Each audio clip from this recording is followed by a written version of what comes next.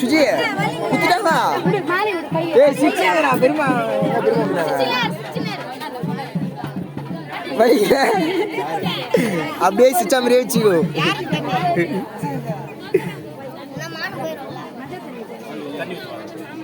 குடி குடி தண்ணி அதுல தண்ணி ஊத்து. நீ அப்படியே குச்சிரா பட். அப்படியே தள்ளி பின்னாடி சும்மா கவரா வரணும். அதான் பாவே அண்ணா தண்ணி